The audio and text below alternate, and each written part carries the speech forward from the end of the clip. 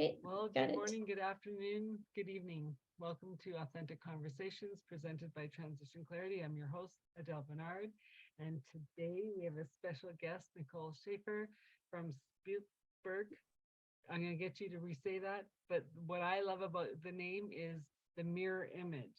And she's a coach that coaches with horses, my favorite animal. So welcome to the show. And let's Thank you. Thank you very much for having me. It's a pleasure to be here. So yeah, just say your name, the name again, because I know I botched it. The company's name is, Yes. the German pronunciation would be Spiegelbild. The Canadian pronunciation is probably closer to Spiegelbild. Yeah, because I like everyone's accent, everyone's intonation slightly different, but that's why I wanted you on the show more than anything because we both work with horses in different ways. I'm Mm-hmm. more the volunteer working with autistic children or, challenged. Let's not say they're all autistic because they're not challenged. And you work with them with government teams and couples and let's come and see what the horse is going to teach us, right? Mm-hmm. Because they're Correct. so sensitive, and if you're not coming to play and learn, they don't stay. Like they go done. Like, so tell me a little about how you got into it, how long you've been doing it. Obviously you have a passion for horses or else you wouldn't be doing it this way. So. Yeah. Yeah. So the journey with this business started basically really because of the two different personalities of the two horses that are our family members. I don't want to say I own them because I never feel like you really own another being. So yeah, anyways, they're my extended family, and they have very distinctive different personalities, which sometimes is surprising to people and sometimes it's not so much, but it's really every individual in the animal kingdom has their own personality, very much like we do.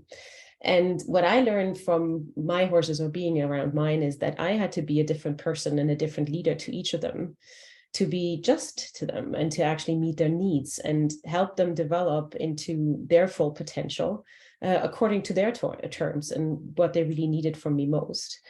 And from there, I thought, okay, so if I get a lot of leadership lessons and relationship lessons from my horses, could I not develop programs to share this with other people and to develop it into something that I can offer to people?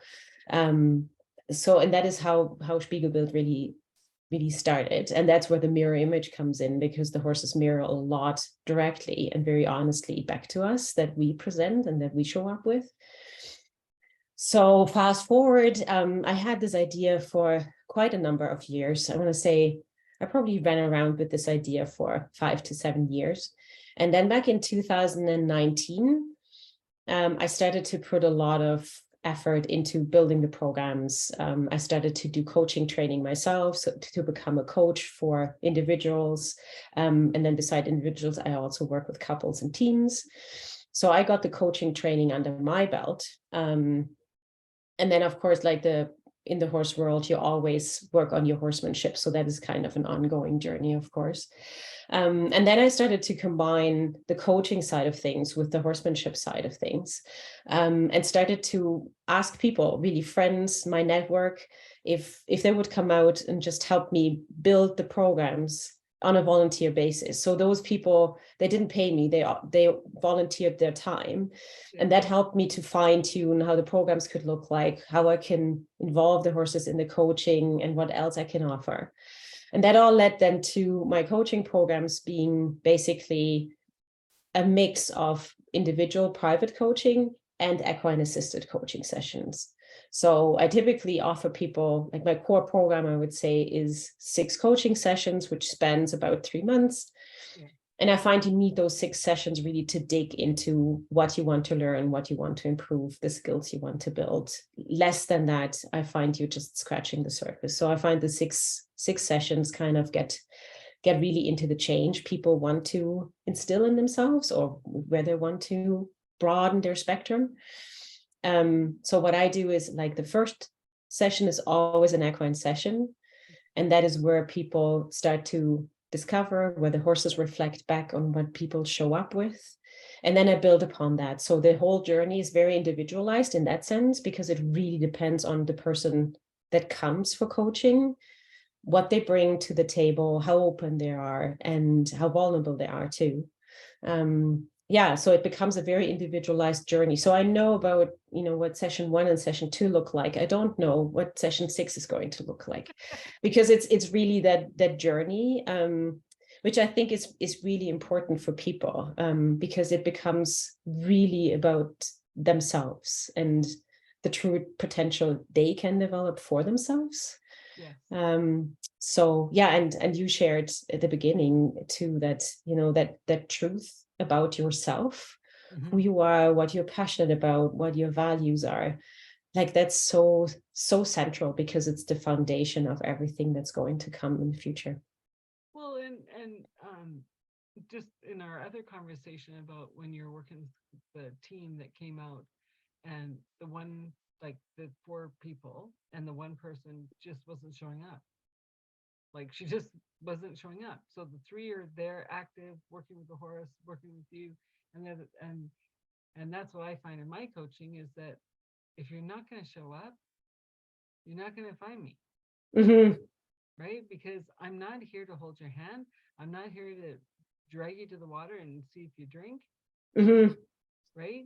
Like the people that I think both of us are looking for is, here's the rope.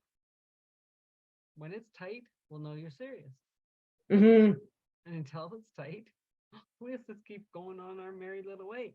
And so with how you're saying you work with a couple horses, and each horse is different. And in the program I volunteer with, it's like I'm starting to even realize, like, yeah, all the horses are great, but how am I showing up? And is that horse the best one, that and that rider the best one I should be with on that specific day, right? And so it's understanding that we all have our stuff and what we show up with, Yeah. and to figure out how to leave it at the door before we come in. Yeah, and here's the thing, and I find, like, I just recently had that experience with a team. I believe you can't leave it at the door. So if you're, if something's going on in your life, no matter how much you think this belongs or does not belong into your workplace, or it does or does not belong into other relationships, no matter how hard you try to leave it at the door, it still impacts you. Emotions are there for a reason, and emotions are there to stay. I think it is like where our choices come in is how we deal with them. But I firmly believe we're kind of not honest to ourselves when we believe that we can just park our emotions somewhere on the sideline. Yeah, well, I guess, and I don't know these people, and anyone's listening, I don't know these clients here, but I'm just saying, like, that person who is being dragged, like, and these are my words, this isn't what happened, but it's like, if you're coming as a team and 3 are carrying the 4th leg, maybe it's only a stool. It's not a chair anymore. Right? And so I'm saying, that's what I'm saying about parking it. It's like, if you're going to show up, emotion, not emotion, whatever, show up 100%. Right? If you don't want to be somewhere, like if the job isn't fulfilling you anymore, take a look at that. But if you're starting to say, okay, I want to be part of this team, I want to be part of this company, I want to be part of this relationship, if you make that commitment, make it 100%. Yeah, right? I absolutely know what you're saying about having the rope tight, because if you're not going to keep the rope tight, I personally won't drag you along. Other people might, and that's great, but that's not where we're at, right?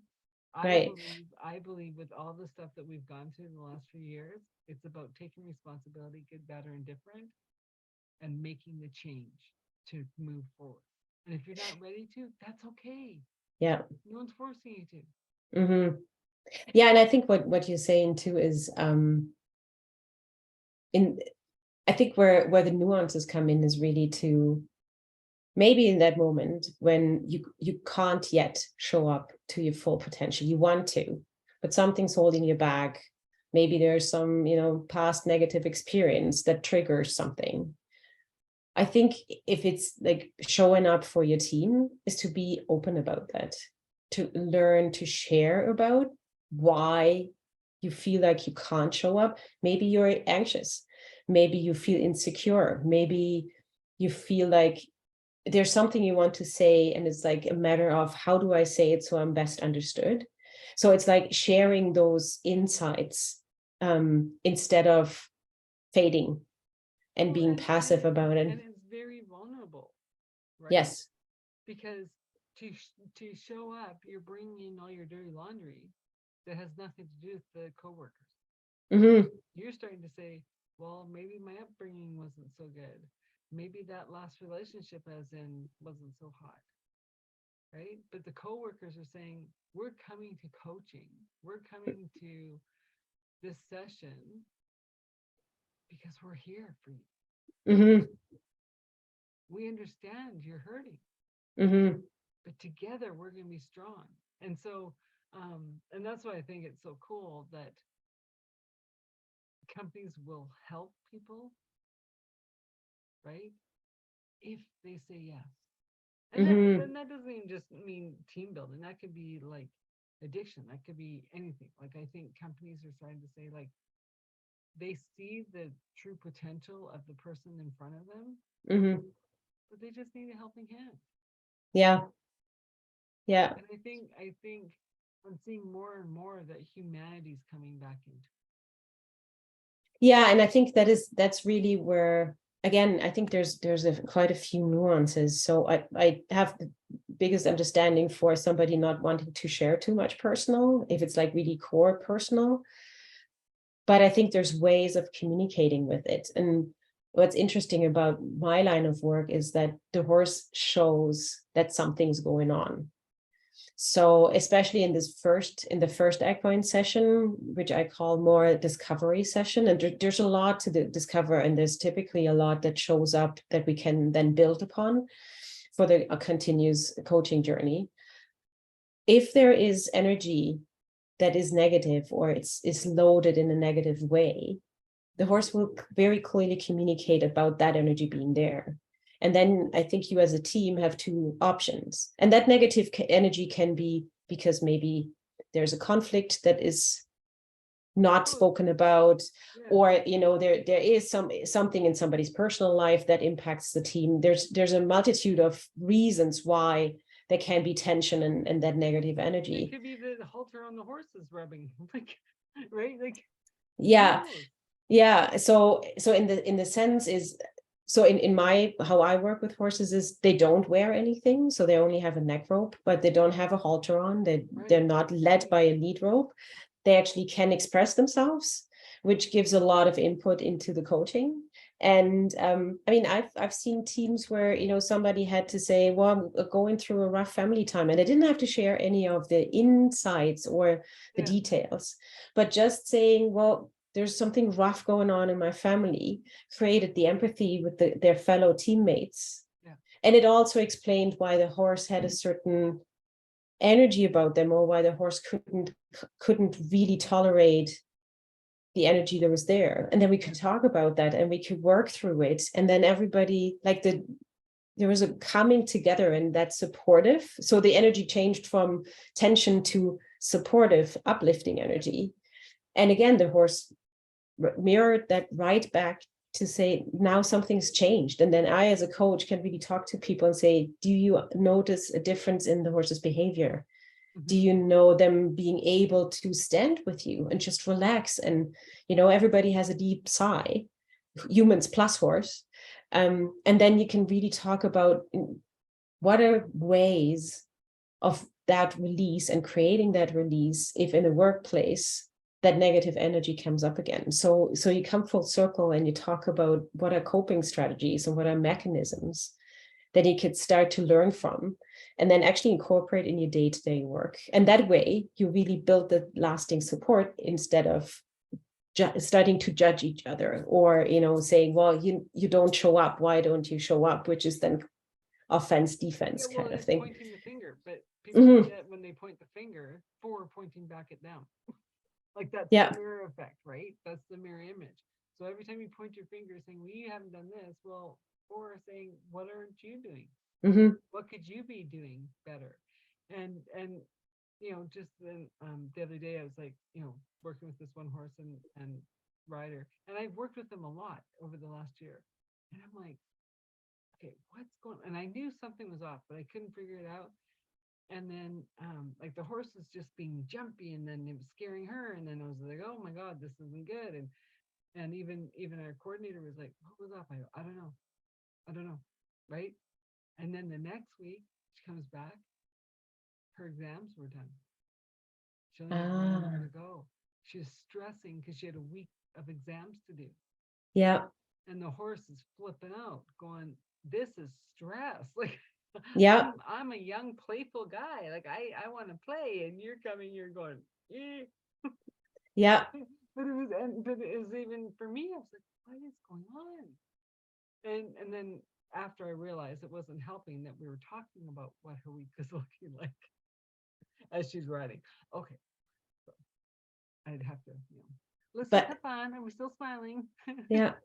But I mean, that's one of the aspects that I love so much about my work, is if you can stay curious, there's so much you can discover, right? Like instead of making a quick judgment and say, oh, it's a naughty horse today, or it's a naughty human today. It's like, no, can you peek behind the curtain? Can you get curious and investigative about, tell me more, what is going on? And just really dig a little. And then you get the little details, and you start to get the little flecks and the little spectrums of stuff that's going on. And then it's like, oh, okay. And then you can, like, that's where the support starts to build, because you then can say, okay, understand, you're in a stressful situation, there's exams coming, what can I do to support you? What do you need right now? And sometimes it's like, can I just get a hug and a deep breath? And that's what you need in that moment, and that's totally fine. And I've had people that just melt with the horse, and then we're actually in that moment not even doing anything, but it's like the horse is hugging the person is hugging the horse, and it's a very peaceful moment. That is what they need in that situation. I remember doing that downtown corporate, right? And you'd see them walking down the hall, and they're just not in a good space. And I just put my arms out, and they're like, what? And I go, I don't care. I'm fine with hugging you at work. You are? And I'm like, yeah. When they just walk in my arms, give them a hug. They're good. Right?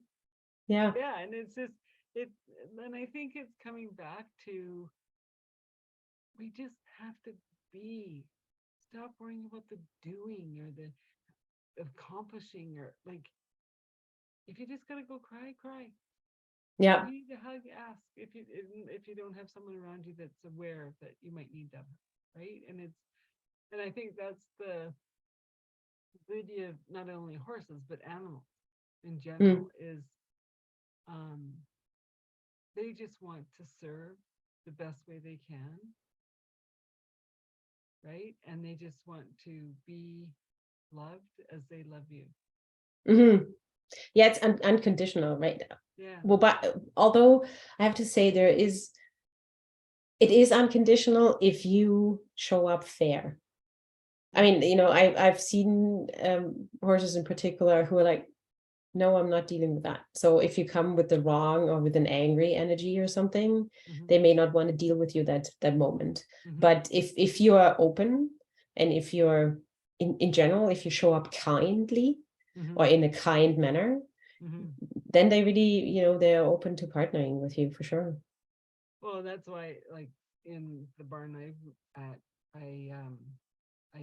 I started going, oh, I want to work with this person. Like, as I'm driving there, and I went, whoa, that's your ego, right? Don't assume you're doing anything with any horse or any person or any, right? And so then I would leave it, and I'd be like, yeah, do you want to grab that horse? Absolutely. Because what are we going to learn today? Right? Yeah. And now Yeah, we which have is, new horses, and it's like, woohoo! Now we're all in the same field, right? yeah, and Nobody knows anybody. it's back to the curiosity, right? Yeah, Like to stay open-minded and say, okay, let's just see what's in for today. So yeah, yeah, yeah. No, yeah, and I think that's the beauty of it's taking the coaching that one step further and deeper to tapping into that unconscious hmm, that we're just not aware of. And it's in the unconscious, bringing it to the conscious, that we move the biggest mountains. yeah. And I think it's also it's really combining your comfort zone with your uncomfortable zone or discomfort zone, where growth happens when you stretch a little beyond what you feel safe with, what you know, what you're familiar with. And again, be open to grow. Maybe it's a little uncomfortable, maybe it's not, maybe you don't feel 100% safe in a certain situation, but that's where you stretch your wings kind of, and you start to feel what is the potential that you can grow into that you didn't even know you had. And that is where the growth really happens, and where, yeah, where coaching actually can show people these doors, and can say, well, there's all of this for you to explore. Which door do you want to go through first? And then, it becomes a journey. Yeah. Well, and I know with past clients, like we'd be getting into the uncomfortable, right? And I'm like, it's okay. You're safe. Mm-hmm. It might be hard, but you're okay, Mm-hmm. right? And Yeah. I can't do this. I go, you can. You absolutely can, right? Like Yeah. you've made it this far in your life doing hard things, like like, and the rewards are better the more uncomfortable, the more you're ready to be that vulnerable and go deep. And then you get the phone call like 3 4 months later going, I'm so glad that's behind me. I go, you're welcome. Mm-hmm. like, Yeah. like, Yeah. because that's also why people are going to coaching or counseling or whatever, is because to have that support that they're not alone, Yes. Yeah. right? Like, yeah, Yeah. when you're alone, it is scary, but when you're not, like, you can do it. Yeah. And I think it's so I think there's different discomforts. One is the mental one, where you really believe you can't do something. Something's beyond you. It's not your skill set, it's not your talent. Or maybe, you had a bad experience in the past where you tried your hands at something and it really didn't go well. And then you think like, oh, I better don't touch that ever again. But then there's also physical stuff. And I've had people that, showed up and they have some physical condition. And typically they take a medication for that to help them over it. And then that morning off, they forgot the medication. And now they're so uncertain about themselves because they think, oh, it may hinder them. Maybe they're spiking a migraine or they're spiking a headache or something. And I've had situations where they're like, let's just start, feel ourselves into the moment. And that's where the horses, again, really provide benefits, because they can lower stress in people, they can lower heart rates in people. And I've had people that were not sure they wanted to go through with the session, and at the end of it they felt the best they had felt in a number of weeks, just because they allowed themselves to be, and to be guided, and just to feel and experience, and as you say, stop the thinking and just get into the feeling and the being. Yeah. Well, and it's funny because the other day I was in Bonas Park and I was walking, and all the geese have their babies, right? Mm-hmm. And I don't know if it's the city that pushed them down into the lagoon area or whatever, but they have been known to bite over the years. And I'm like, okay, so now all the moms are with their babies, and I'm walking by myself, and I was just like, hey, I'm a friend, like, I won't touch your babies, it's okay. And then one kind of popped its head up, and I'm like, I'm friend. And I start walking through them, right? And it's not like five, like there's 50, Yeah. right? Yeah. Like, so, and you're walking right through them because some are in the water, some are in the grass, and you're walking right through them. And right at the end, this one kind of starts walking towards me, and I'm like, I'm friend, just eat. Right. She started eating. But I was like, holy Dinah, my heart was pounding. Yeah. Right? Because I'm like, there's no way I'm getting eaten, like bit by this stupid geese, you know? And yeah, and so it it was interesting how present I had to be, because maybe I Hmm. was kind of like, oh, la-di-da, I'm just strolling through whatever, to, I'm friend, you don't hurt Yeah. me, I don't hurt you, I'm not Yeah. touching your babies, right? Yeah. Because, And, you know, and here's another one, and I think that is really fascinating. It's like the dealing with the anticipated reaction as opposed to the true reaction. Like we can get so in our heads and then we think, what if, and this could happen, and this could happen. And we start to really worry about things that haven't even happened yet. I know. And I know like there's a lot of, in the horse world, there is problem horses. Mhm. They're labeled problem horses because they're difficult to deal with. Maybe they show some signs of aggression or something. Mhm. And so many times, if you just breathe and be calm around somebody who's worked up, and honestly, I think this counts for humans and for horses the same way. Yeah. If you don't buy into the same panic and you just, hold the space, as we say in coaching, for what needs to come out, then you can tame it. Like that negative or that panic energy can turn into something productive that you can turn around and say, okay, now that I've mastered what caused the panic in the first place, how can I now turn that energy into something positive and do something with it?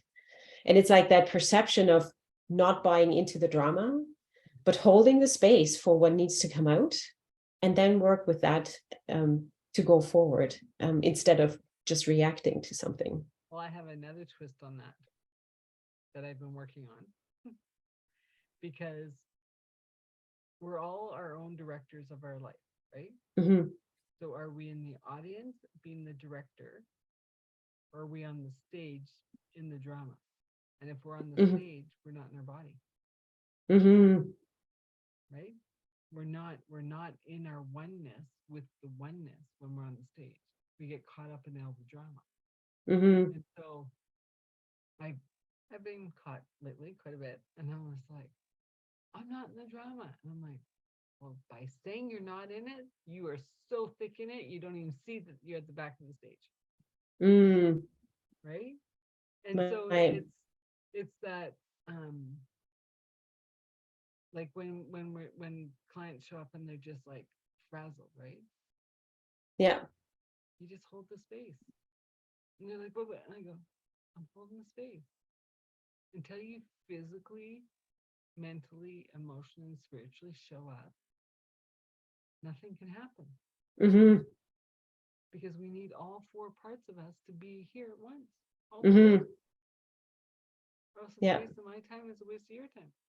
Because I'll talk, you won't hear. You'll talk, I'll hear it, but you won't know what you're saying.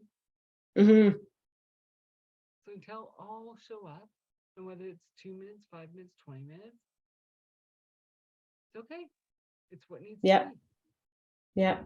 And that's where I think the horses, or animals in general, are so good at being present. Yes. And they require you to be present, Yeah. because at the same time, like they are present, they're reading what's in front of them, or they're, reacting and reflecting on what's in front of them. And they provide this honest feedback in the moment. And then if you become head driven, where you start to overanalyze what's happening, you leave the presence in that moment. And then the horse is like, I can't connect with you because you're not here. And you can see in the reaction of a horse whether they feel the connection, Mhm. which is the human and the horse are both present in the moment, Mhm. or you see actually when the connection fades because the human gets too much into the thinking space, too much into analyzing. And what I find so valuable about this work too is you can reconnect with your intuition. Sometimes you just have an intuition about what to do next or how to move in a certain way. And then we're so conditioned to always be, like, we're so head driven on a day-to-day basis that we sometimes lose the connection to our intuition. And this way of coaching, I find, really helps people to reconnect with that. There's another source of intelligence really that you have, that you can work with and move into and make your friend, and make your power. And if you do that, and if you work with intuition, I also believe you connect better with humans. So it's kind of, it's this, again, a full circle of connecting with the bits and pieces that make you whole. And how can you show up with all of that together instead of, using your head a lot, but leaving your heart and your gut out of the equation? Well, and so you did your training for coaching later in life, but have you always been a coach without the piece of paper? Good question. I think something that I've been always really curious about is asking why. Like, I love the question why. So I think I just by That's why we nature. connect. I got the why, like why, and I did not grow out of it at 2. No, so I love that. So I think I'm by nature a very curious person, and I've always believed that we can learn if we're listening and if we're willing to be curious and to just look around us. I think we can learn a lot from other beings, whether those are two-legged humans or four-legged or winged, doesn't matter. And so maybe I'm not sure that I've been accessing the coaching necessarily, but I think I've been accessing the curiosity to learn about myself. Yeah. So yeah, like the intuition. And when I can share that my gut feeling is right 100% of the time. No matter how, so if my gut feeling says, don't do this, and I rationalize it out of the way, because I think, no, on this face of it, it is a really good idea. Yeah. In the end, my gut feelings always, he told you so. So, so yeah, I would say it's been a good one. In some of the coaching I use is the human design process, and with the knowing, right, or the why, back up. With the why, it's the knowing. That's the gut. Like because I'm asking the question why, I haven't gotten to the understanding that it's done this way because I know it's done this way. And we know things because we ask the questions, we're curious, but once it clicks, it doesn't matter how you know. Because we've done the why, like for how many times, and then all of a sudden it's like, click, I know. Well, how do you know? Doesn't matter. I know. Right. And yeah, so it's really interesting. And when I learned that, it was like, well, that explains a lot in my life, because people, well, who said it? I don't know. Then I don't believe you. And I go, shame on you. Like, like just because I can't say, well, Joe from accounting said whatever. Who cares? I know this is how we have to go forward. And if you don't want to know that that's how you can do it wrong, and that's fine. Yeah. And I think it's also like connecting to your intuition is an important lesson to learn, I think, if you want to grow as a person, because in the end, like, that is one of your cores.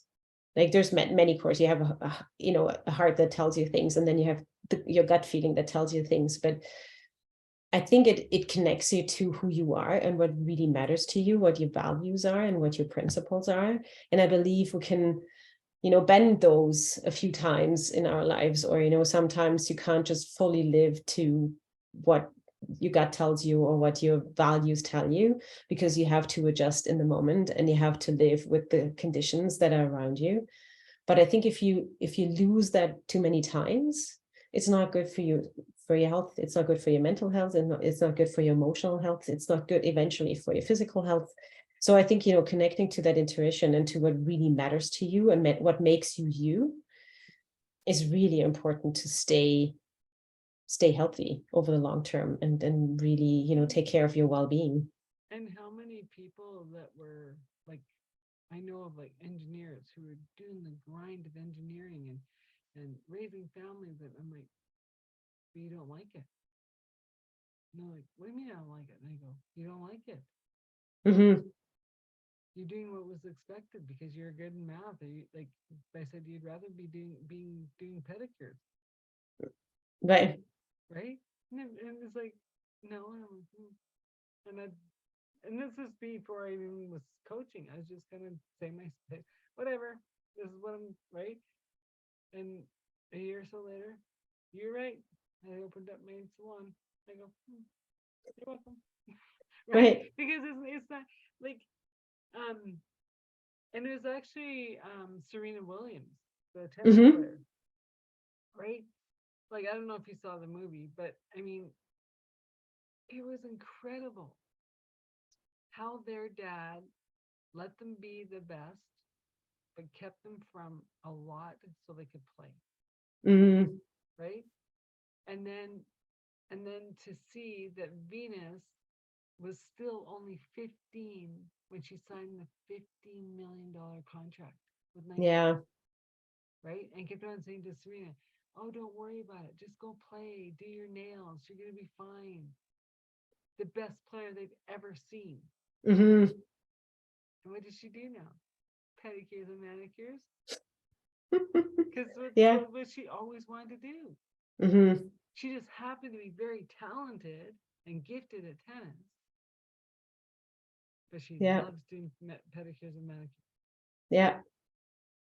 Yeah, and that's what I mean, so sometimes I don't think it's realistic to expect that every day Mm-hmm. of your entire life can be 100% dedicated to your beliefs and values and principles, but I think it's important to know about them. And then you can make an informed choice about how much do I want to be veering off that ideal for the sake of getting something, get to play tennis at the highest level, get to, do things that I'm really good at that are not maybe my 100% passion, but I'm good at it. But I think it's that making that informed decision about knowing your values, knowing what a life of passion would look like. And then you can decide how much do you want to go after that? And how much do you say, actually, I'm good with a little bit of a compromise and I still get to live a life that's really fulfilling. So I think that's why it's so important to connect back to those core principles of yours. Well, and I think it's like we're saying about, you start on one trajectory and you have that um those values, those that the collection of information, right? And you're going, yeah, okay, okay. And then someone dribbles in something else and you're going, maybe. And you Mm-hmm. keep going, but you keep, you go, that's gnawing at me. Well, I'll research a little bit more. And so you start going over, and then someone else puts something else in, and you going, but I was on this trajectory. And Mm-hmm. oh, remember I was on that trajectory. And then it's like all of a sudden you're going, wow, my career's totally changed, Mm-hmm. but I'm still in love with who I am because the Exactly. value Yeah. of who you are hasn't changed. And and that's, I think, like, this is my opinion only, no one call me fighting with me, is the breakdown of when the keeping up with the Joneses, like both parents had to work, or if you're single parent, like there's no community build raising the kids, because the kids are who they're going to be as adults before they hit grade 1. Mm-hmm. And if you haven't raised that child, and I'm not saying that the caregivers that are raising them aren't putting those values in, it's,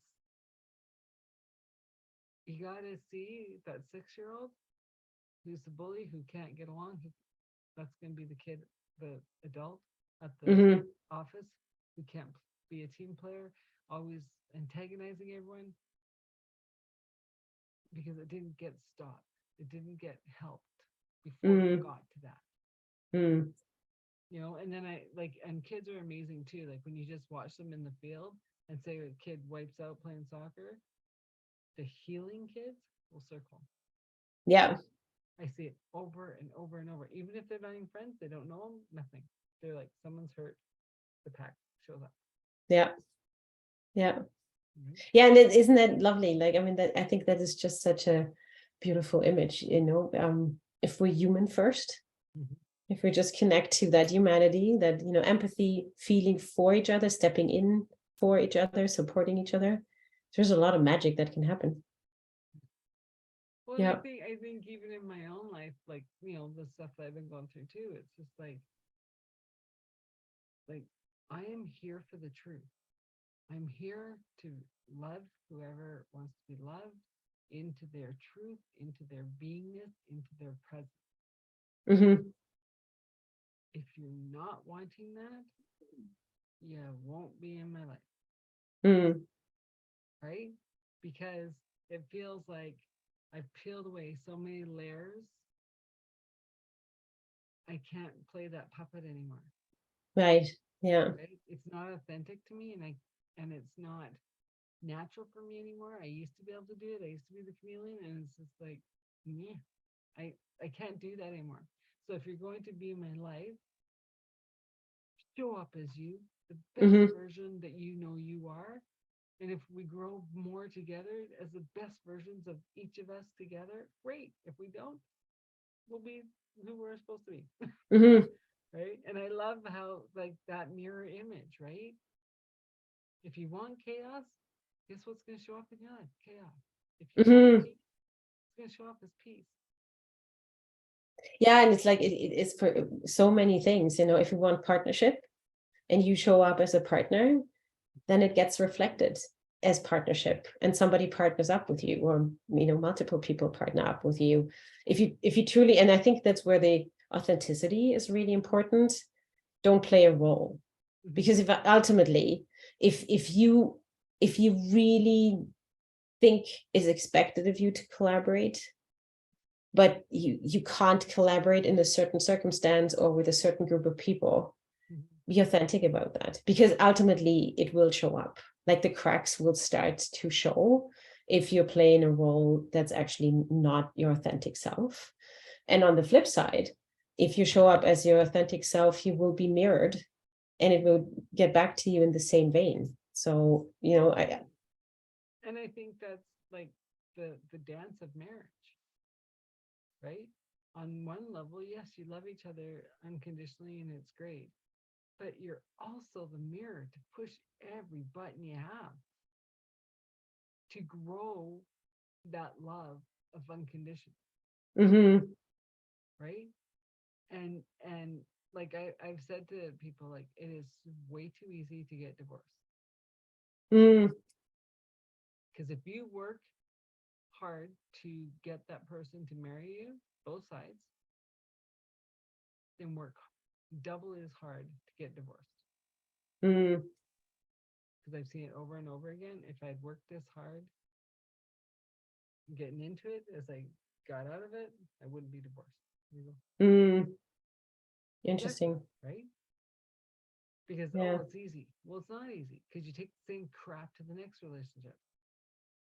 Yeah. And Yeah. so, And yeah, so for me, it's like I'm working on the crap so I don't go into that relationship, but I also don't need you.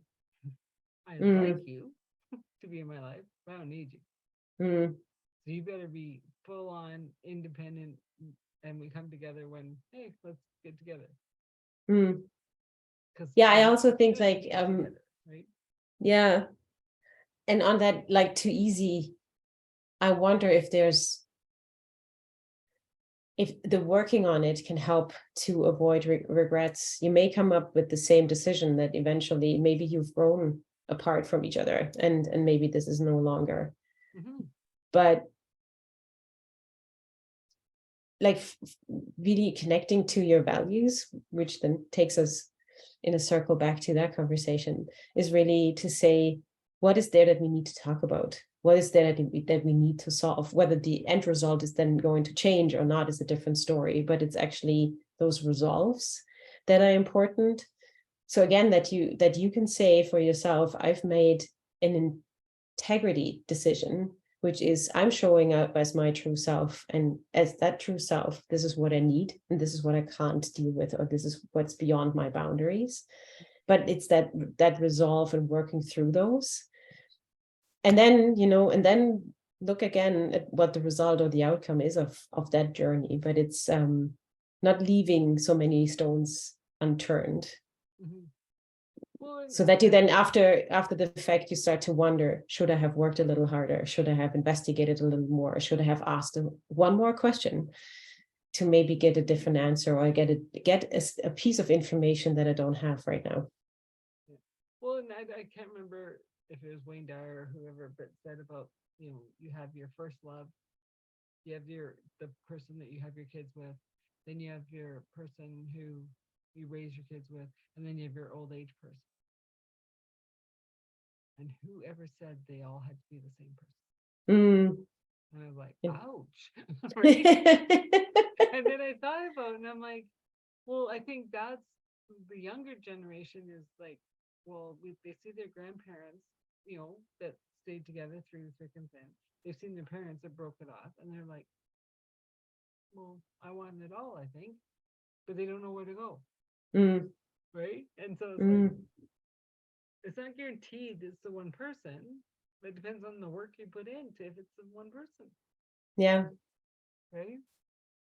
And so I think that's where working with the animals comes into play, because it's like when they're in the wild, they work as a unit. Right? And when the stallion's ready to step down, there's going to be a colt coming up to take over. But until then, if that colt tries to take over before it's time, he gets beaten up. It's not your time. Know your place. Yeah. I thought it was interesting. I once saw a documentary about a wild herd, and actually the lead stallion was still in his prime, but he started to build his successor. And it was just beautiful to watch, because he just took this young colt under his wing.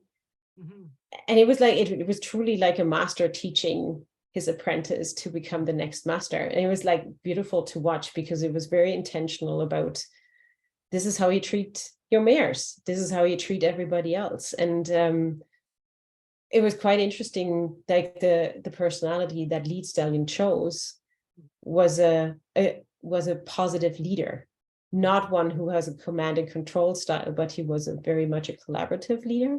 It was just beautiful to watch, because there was other colts in the herd as well, but those colts got sent away from the herd to become bachelors and eventually find their own herds. But he kept this one really collaborative team builder under his wing. So it was just, very interesting. Another interesting lesson to be learned from the social connections. And I remember when I had my horse, right? And it was like, oh, we were spoiling them. We, give them too many treats and blah, blah, blah, blah, blah, right? Well, maybe we did, whatever, right? But we were kids. We were looking after our kid horses. We were kids, right? And then we're out in the mountains. The wild pack comes through the camp. All the horses take off, except for mine and my girlfriend's, who's sitting there eating their grass. And I looked at the adults going, we spoil them, eh? They know they're spoiled. They're sticking around. Right? Because the rest of the summer, they were chasing the wild pack to try and get the horses back. Yeah. Mine and my girlfriend's horse were the only ones that went back to camp that day.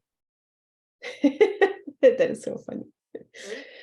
Those treats sure paid off, I guess. And then here's the other side of it. So here's a young girl who, is working her jobs, going to school, trying to pay for her horse, comes back with a pregnant mare from the wild pack, right?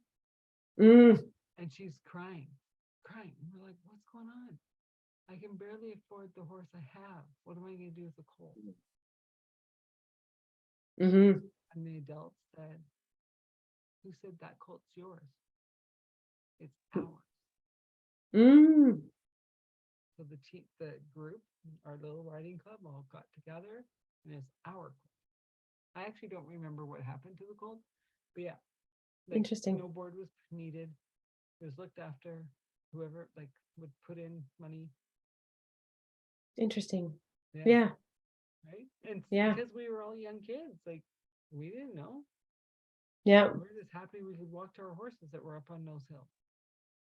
And that the adults governing us as a body, oh, let's red tail cattle liner so we can go out to the mountains, or let's do these fundraisers so we can do it, right? So we had adult supervision in a way, but the kids kept the group going. Right. Interesting. We would come and have showmanship things and rodeos to make money, and Mhm. But it also reminds me of something that we talked about earlier, which is empathy, right? So the adults in that sense stepped up and said, you know what, you're not alone. You don't have to solve this all on your own. You don't have to raise the money all on your own. We're here to help and we're here to support you. Yeah, I mean, I look back at that time in my life, like I was young, like I was 6 when I started with that group, 6 or 7, and they taught us like none of the adults did any of the banking, none of the adults did any of the bookkeeping, none of the adults did any of the flyers that we used to put out. Like we did it all, right? And they would be, well, really think about that, and I'm thinking about like how that helped me go into the workforce, and it's like. And even friends were like, "How do you know all this?" I'm like, "How do you not know?" Like, and I mean, granted, I mean, I grew up in a family of entrepreneurs, so I mean, I knew things that people just didn't know.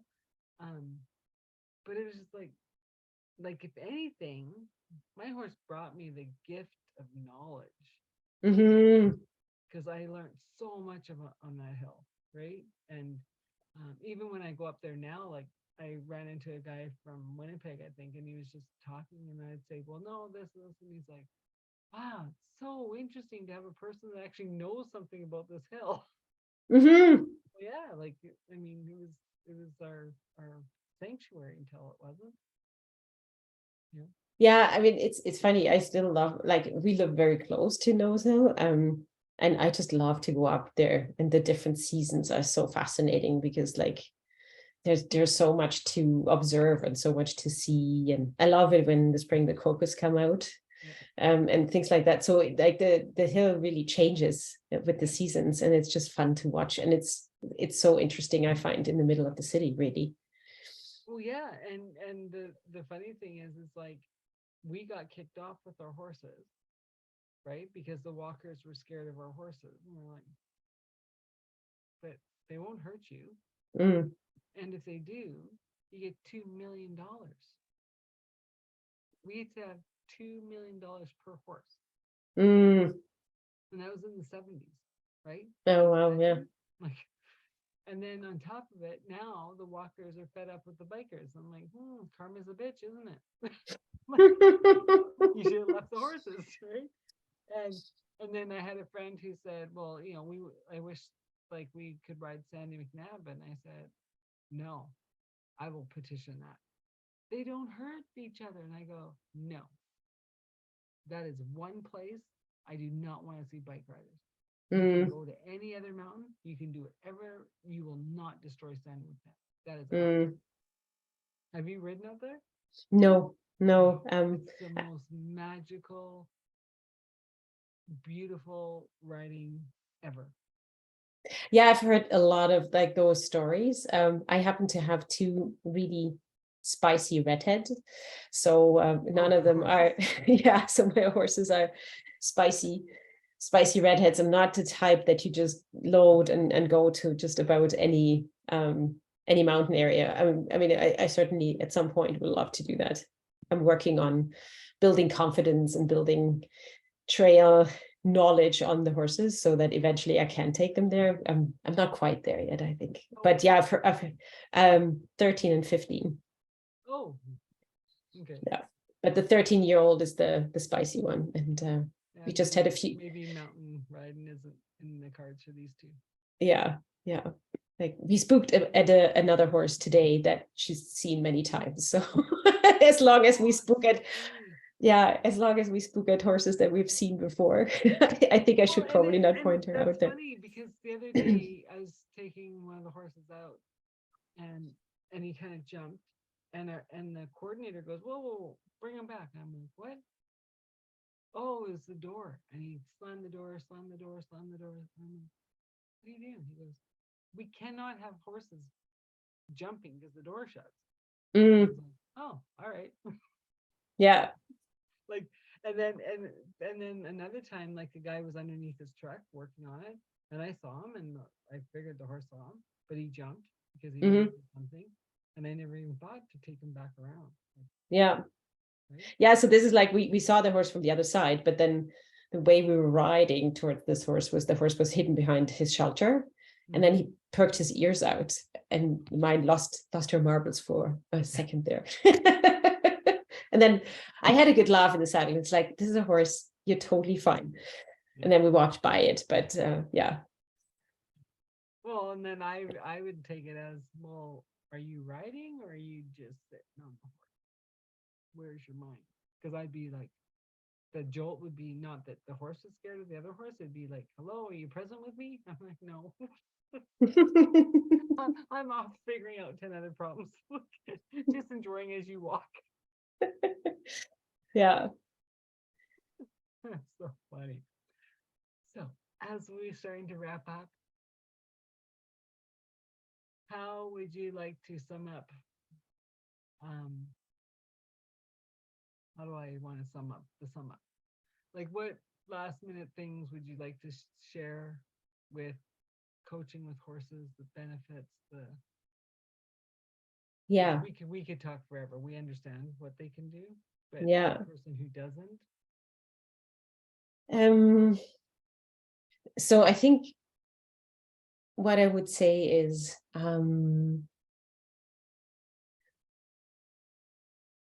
one, this form of coaching is highly individualized because there's so much interaction between the horse and the person. So if you are looking for a coaching journey and you really want to be seen as the very individual that you are, and the same counts for couples, or it counts for teams, where it's like a team is a unit of individual people. So you bring both your individual and your team skills to a team.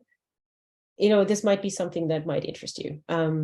Because of that relationship, there's a lot of nuances that even I, as a coach, I can't foresee. I can tell you that there's certain benefits that everybody gets out of the programs, but in which direction it exactly goes and what the flavors are and which flavors dominate, that is something that is really determined by the individual partnerships. The other thing I would say is, what I love about the work is you retain the knowledge that you gain, whether it's a discovery about yourself or how you function as a team or how you function as a couple. You live what you learn. It's not a lectured way of learning. It is an experiential way of learning. So you involve way more of your senses working in this way than you would in a classroom setting.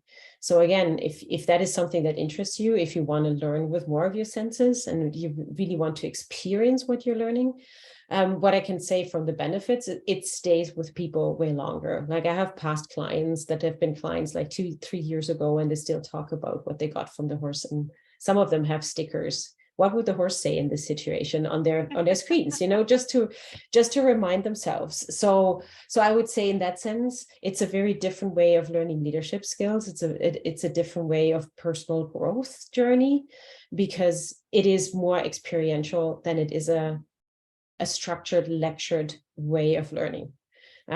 So those are probably the two biggest factors that may set this type of coaching apart from more traditional ways of coaching. Well, and just to add to that, you must be present, because a horse is 12 to 1,500 pounds. Yes. Yeah. If you're not present, something can go wrong, and it's not the horse's fault. Yeah. And I mean, I say to people, of course, like, the horses that I involve in the programs are keen to work with humans. I think the biggest difference I see between people being present and not present is that the connection just doesn't happen. So it's not necessarily that the horse would step on your feet or anything, but it is, you don't build that connection where you actually start to communicate, and it becomes a true back and forth conversation. But if you happen to be present, if you can, focus and stay present, then it's truly a two-way conversation where you start to have some fun, and when you can use your body to direct a 1,200-pound animal, which a lot of people didn't even think was possible. And it's your body, it's your presence, it's your energy that you bring to the equation, and you don't even have to touch the horse, and you can have a dance with a horse that you maybe have not experienced before. And the funny thing I think about that is, it becomes very obvious with this animal, because horses communicate a lot through their body and through body language. but then it's really the learning is in how aware are you of your body language and your energy when you're dealing with humans, and how could that maybe change or offer you more spectrum of communicating with humans if you would be more aware of that body language and that energy. Well, Yeah. and this has been a fabulous conversation. Like, and I recommend anyone like who just it's it's having that connection to a deeper level that you don't even know in yourself that you're looking for. That's how I would look at it, right? From our conversations, is that the horses will take you to the unconscious that you didn't even know that you're dealing with. Yeah. And we'll bring it to the forefront to say, hey, what about this? You've been looking at the apples, but there's this orange that's been going squawk, squawk. I want to be heard. I want to be seen. And you're like, what? There's an orange? Right? Mm-hmm. And they'll bring this out in the most beautiful and majestic way. And